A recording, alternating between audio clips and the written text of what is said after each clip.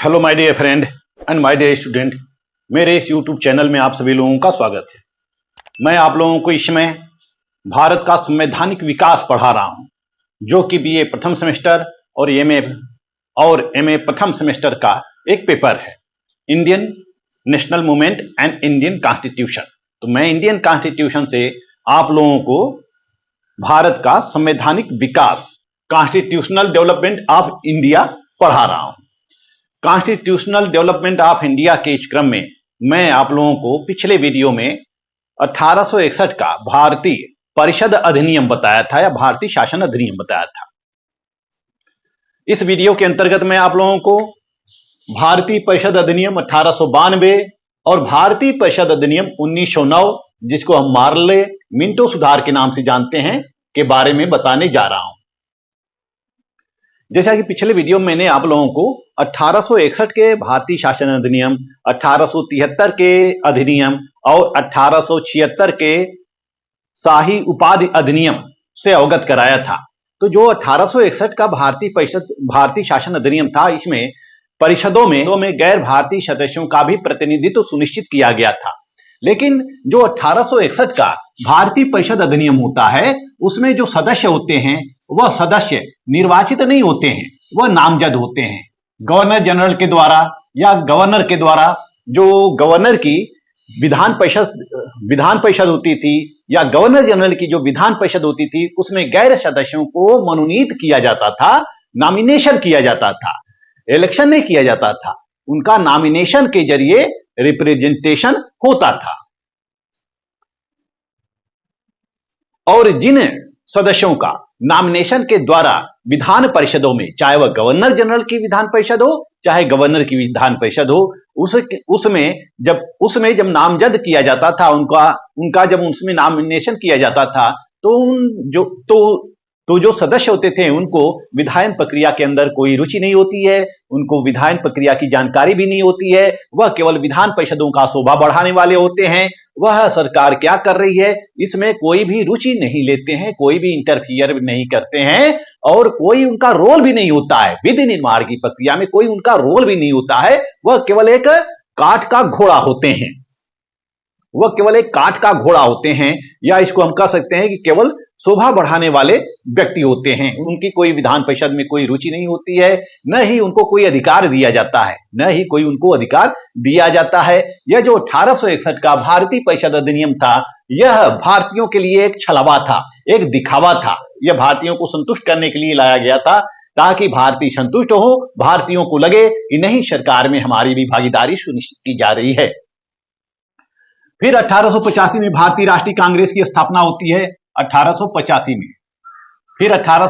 में भारतीय राष्ट्रीय कांग्रेस की स्थापना होती है, आईएनसी की स्थापना होती है। और आईएनसी के सदस्य लगातार यह मांग कर रहे थे, आईएनसी इंडियन नेशनल कांग्रेस के सदस्य लगातार यह मांग कर रहे थे कि विधान परिषदों में निर्वाचित प्रतिनिधियों की संख्या बढ़ाई जाए, इसमें निर्वाचित प्रतिनिधि रखे जाएं और जो निर्वाचन हो विभिन्न निकायों के द्वारा हो, जैसे जिला बोर्डों के द्वारा हो, नगर पालिकाओं के द्वारा हो और विश्वविद्यालयों के द्वारा हो और कॉमर्स चेंबर के द्वारा हो, विभिन्न निकायों से निर्वाचित प्रतिनिधि विधान परिषदों में रहें, या गवर्नर जनरल की विधान परिषद हो चाहे वह गवर्नर की विधान परिषद हो। तो यह कांग्रेस की लगातार मांगे चली आ रही थी और इनकी यह मांगे थी कि जैसा कि 1861 के अधिनियम के तहत जो परिषद में नॉमिनेटेड सदस्य होते थे उनको कोई अधिकार नहीं दिया गया था। तो कांग्रेस के द्वारा यह मांग की जाने लगी कि जो प्रतिनिधि निर्वाचित किए जाएं उनको पूरा अधिकार दिया जाए,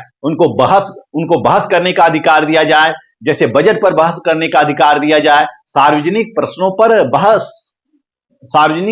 बहस करने का अधिकार दिया जाए, लोक महत्व के प्रश्नों पर बहस करने का अधिकार दिया जाए, उनको मतदान का अधिकार दिया जाए और विधि निर्माण की प्रक्रिया में पूर्ण रूप से भागीदारी की जाए। ये कांग्रेस की मांगे होती हैं और कांग्रेस के विभिन्न सदस्यों के द्वारा समय समय पर इसकी मांग की जा रही थी कि विधान परिषदों में सुधार किया जाए, भारतीयों का अधिक से अधिक प्रतिनिधित्व बढ़ाया जाए। जैसा कि कांग्रेस के दूसरे अधिवेशन में यानी कि 1886 में कांग्रेस का दूसरा अधिवेशन होता है और इस अधिवेशन में दादा भाई नौरोजी ने कहा था कि विधान परिषदों में निर्वाचित सदस्यों की संख्या बढ़ाई जाए, परंतु ब्रिटिश सरकार इसकी तरफ कोई ध्यान नहीं दिया। ब्रिटिश सरकार ने या गवर्नर जनरल ने इसके ऊपर कोई ध्यान नहीं दिया।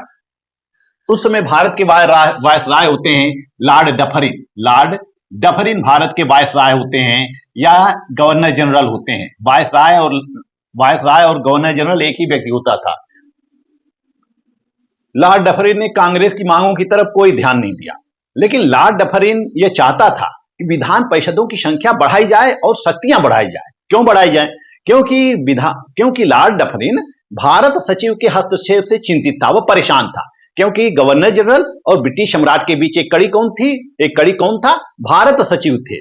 भारत सचिव था, या उसको हम भारत मंत्री भी कहते हैं। भारत सचिव था और भारत सचिव का हस्तक्षेप जब बढ़ता जा रहा था तो लॉर्ड डफरिन को बुरा लगता था और लॉर्ड डफरिन यह चाहता था कि जब विधान परिषदों की संख्या बढ़ा दी जाएगी, विधान परिषदों की शक्तियां बढ़ा दी जाएंगी, तब भारत सचिव का हस्तक्षेप कम हो जाएगा। और इसलिए उसने 1888 में एक प्रारूप तैयार किया। लॉर्ड डफरिन के द्वारा एक प्रारूप तैयार किया जाता है और इस प्रारूप में वह भारत के संबंध में विभिन्न सुझाव प्रस्तुत करता है। किसको? ब्रिटिश सरकार को, ब्रिटिश संसद को। और वह यह चाहता था कि इस प्रकार के इस प्रकार के कानून पारित किए जाएं, इस प्रकार के कानून ब्रिटिश संसद के द्वारा पारित किए जाएं। लॉर्ड डफरिन ने जो ब्रिटिश संसद को या ब्रिटिश सरकार को सुझाव प्रेषित किए थे, उसमें पहला था कि अंग्रेज सरकार भारतीयों को शासन में भागीदारी दे।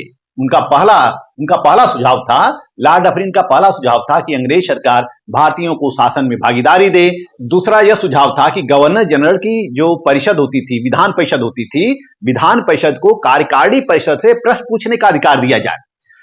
गवर्नर जनरल के अधीन 2 संस्थाएं काम करती थी। एक कार्यकारिणी परिषद थी जिसमें कि 5 मेंबर होते थे, एक विधान परिषद थी जो विधि निर्माण का कार्य करती थी। तो लॉर्ड डफरिन ये चाहता था कि जो विधान परिषद है उसको यह अधिकार दिया जाए कि कार्यकारिणी परिषद के सदस्यों से वह प्रश्न पूछ सके।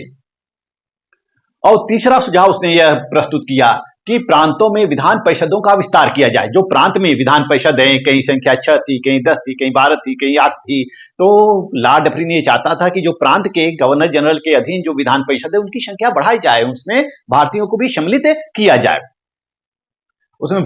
सम्मिलित किया जाए और कुछ निर्वाचित सदस्यों को, नॉमिनेटेड सदस्यों के साथ साथ कुछ निर्वाचित सदस्यों को सम्मिलित किया जाए।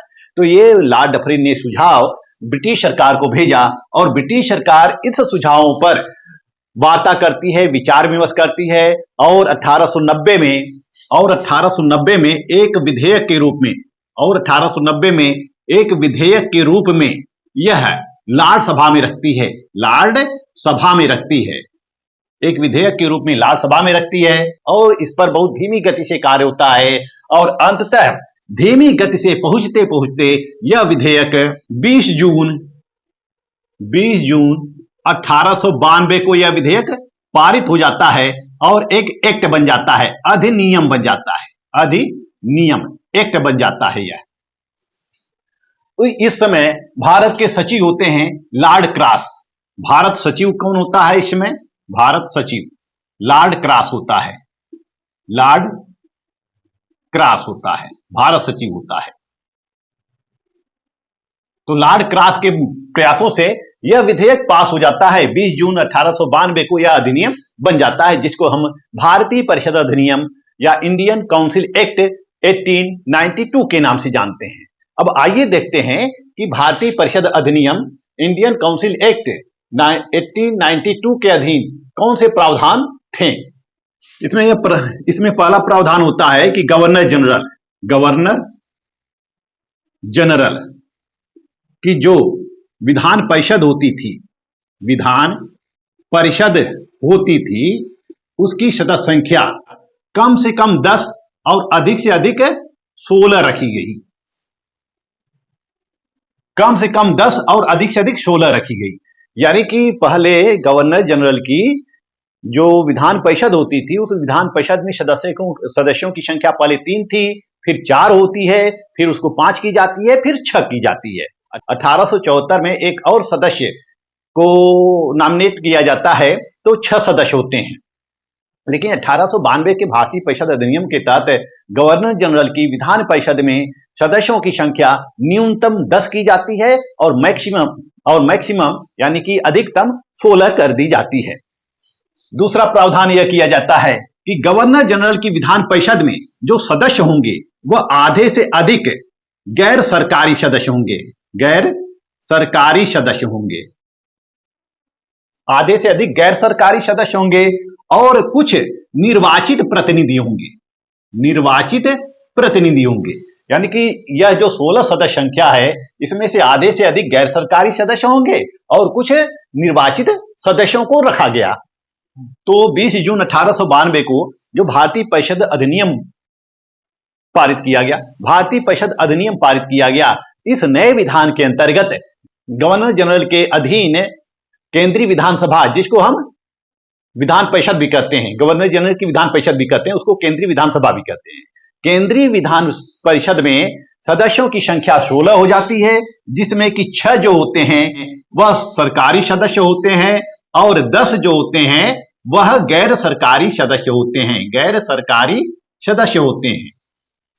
6 सरकारी सदस्य। यह सरकारी सदस्य कौन होते थे? जो ब्रिटिश क्राउन के अधीन काम करते थे, जो ब्रिटिश क्राउन के अधीन, ब्रिटिश ताज के अधीन कार्य करते थे, यानी कि जो सरकारी सेवा में थे उनको इसमें रखा गया। गैर सरकारी सदस्य जो ब्रिटिश क्राउन के अंतर्गत कार्यरत नहीं थे, जो ब्रिटिश क्राउन के अंतर्गत कार्यरत नहीं थे, उनको गैर सरकारी सदस्य रखा गया। इसमें यूरोपीय भी थे, इसमें यूरोपीय भी थे और भारतीय भी थे। और जो 10 गैर सरकारी सदस्य थे, इस गैर सरकारी सदस्यों में से 4 सदस्य इसमें मद्रास, बंबई, बंगाल, उत्तर पश्चिमी सीमा प्रांत से चुने जाने थे। और इसमें यह भी प्रावधान किया गया कि पंजाब और वर्मा में 1897 में विधान परिषद का गठन किया जाएगा। पंजाब और वर्मा में 1897 में विधान परिषद का गठन किया जाएगा और एक एक प्रतिनिधि इनके द्वारा भी उसमें भेजा जाएगा। इससे गवर्नर जनरल की विधान परिषद में एक एक प्रतिनिधि पंजाब और वर्मा के द्वारा भी भेजा जाएगा। और जो एक सदस्य होगा, जो बाकी एक सदस्य होगा, वह कलकत्ता चैंबर्स ऑफ कॉमर्स से होगा। कलकत्ता चैंबर्स ऑफ कॉमर्स, एक सदस्य कलकत्ता चैंबर्स ऑफ कॉमर्स से होगा और बाकी जो सदस्य होंगे वह नामजद होंगे, गैर सरकारी सदस्य होंगे। तो इस तरह से देखते हैं कि जो 16 गवर्नर जनरल की 16 सदस्यीय विधान परिषद होती है उसमें 6 सरकारी सदस्य होते हैं और 10 गैर सरकारी सदस्य होते हैं। इसमें से जो 4 सदस्य होते हैं, एक मद्रास से होता है, एक बंगाल से होता है, एक बंबई से होता है और एक उत्तर पश्चिमी सीमा प्रांत से होता है, यानी कि 4 सदस्य होते हैं। एक पंजाब से 5वां सदस्य, 6वां सदस्य वर्मा से और 7वां सदस्य जो होता है कलकत्ता चैंबर्स ऑफ कॉमर्स से होता है। और जो 3 सदस्य होते हैं उनको नामजद किया जाता था, गवर्नर जनरल के द्वारा नॉमिनेशन किया जाता था। तो इस तरह से गवर्नर जनरल की विधान परिषद में 16 सदस्य होते थे। इसके अलावा 9 सदस्य जो होते थे वह पदेन होते थे, 9 सदस्य पदेन होते थे। यह पदेन सदस्य कौन कौन होता था? पहला वायसराय स्वयं होता था, वायसराय स्वयं होता था। दूसरा चीफ कमांडर होता था, प्रधान सेनापति जिसको हम कहते हैं, चीफ कमांडर होता था। और तीसरा उस प्रांत का गवर्नर होता था जहां पर बैठक होनी थी, प्रांत का गवर्नर होता था जहां वह बैठक होनी थी, जहां विधान परिषद की बैठक होनी थी। और चौथा जो था वायसराय की कार्यकारिणी परिषद के 6 सदस्य होते थे, 6 सदस्य होते थे। इस तरह से 6, 7, 8, 9 सदस्य पदेन होते थे। वायसराय की कार्यकारिणी परिषद के सदस्य भी इस विधान परिषद के पदेन सदस्य होते थे। इस तरह से 16 और 9 कुल मिलाकर सदस्यों की संख्या कितनी हो गई थी? 25 हो गई थी। 25 सदस्यीय विधान परिषद का गठन किया गया। इस 1892 के भारतीय शासन अधिनियम के अंतर्गत। अब तीसरा, एक दो, और अब तीसरा पहला क्या था, इसको ध्यान से समझ लीजिए। पहला क्या था कि गवर्नर जनरल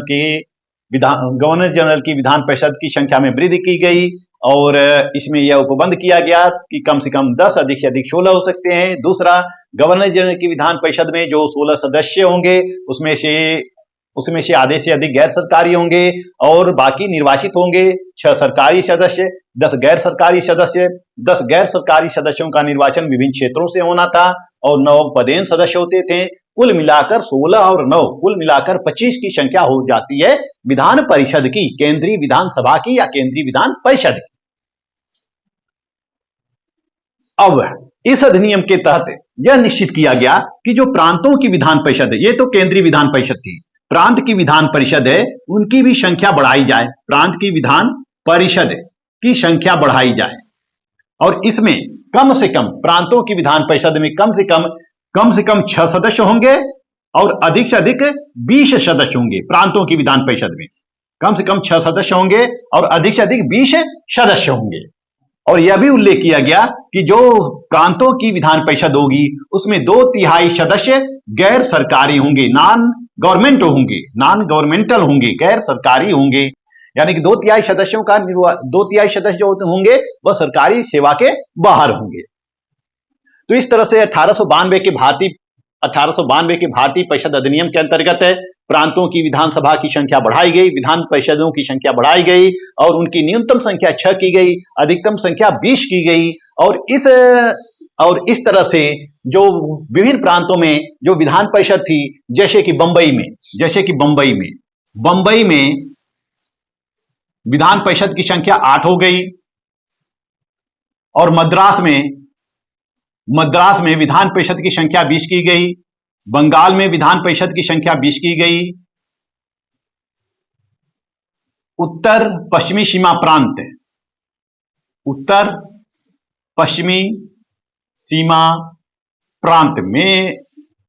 प्रांत में सदस्य संख्या 15 की गई, अवध में भी 15 की गई। तो इस तरह से इस अधिनियम के अंतर्गत 1892 के भारतीय परिषद अधिनियम के अंतर्गत प्रांतों की विधान परिषदों की संख्या में वृद्धि कर दी जाती है। बंबई में 8 की जाती है, मद्रास में 20 की जाती है, बंगाल में 20 की जाती है, और उत्तर पश्चिमी सीमा प्रांत में 15 की जाती है, अवध में भी 15 की जाती है। इसके अलावा गवर्नर की कार्यकारी परिषद के सदस्य भी पदेन सदस्य होते थे। गवर्नर इसका पदेन सदस्य होता था। गवर्नर की जो कार्यकारी परिषद होती थी, कार्यकारी परिषद के सभी मेंबर इसके पदेन सदस्य होते थे। चौथा, इस अधिनियम के अंतर्गत अप्रत्यक्ष निर्वाचन की पद्धति प्रारंभ होती, अप्रत्यक्ष निर्वाचन का प्रारंभ होता है, अप्रत्यक्ष निर्वाचन का प्रारंभ होता है। चौथा,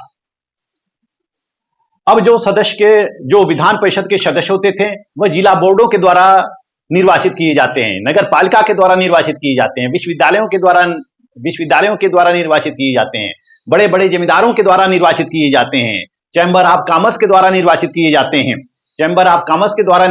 जाते हैं, यानी कि इन संस्थाओं को विधान परिषद में सदस्यों को निर्वाचित करने का अधिकार दिया गया था, और अप्रत्यक्ष तरीके से यह निर्वाचन होता था। इन संस्थाओं के माध्यम से विधान परिषद में निर्वाचित सदस्य भेजे जाते थे, परंतु ये सदस्य तब तक अपना कार्यभार ग्रहण नहीं कर सकते थे जब तक कि गवर्नर जनरल इनको अनुमति प्रदान न करे, तब तक ये अपनी सीट ग्रहण नहीं कर सकते थे। जब तक कि प्रांतों में गवर्नर और केंद्रीय विधान परिषद में गवर्नर जनरल इनको अनुमति न प्रदान करे, तब तक यह अपनी सीट ग्रहण नहीं कर सकते थे। इस तरह से हम देखते हैं कि अप्रत्यक्ष निर्वाचन के द्वारा भी सारे अधिकार गवर्नर जनरल और गवर्नर के हाथों में सुरक्षित रहते हैं। चौथा हो गया।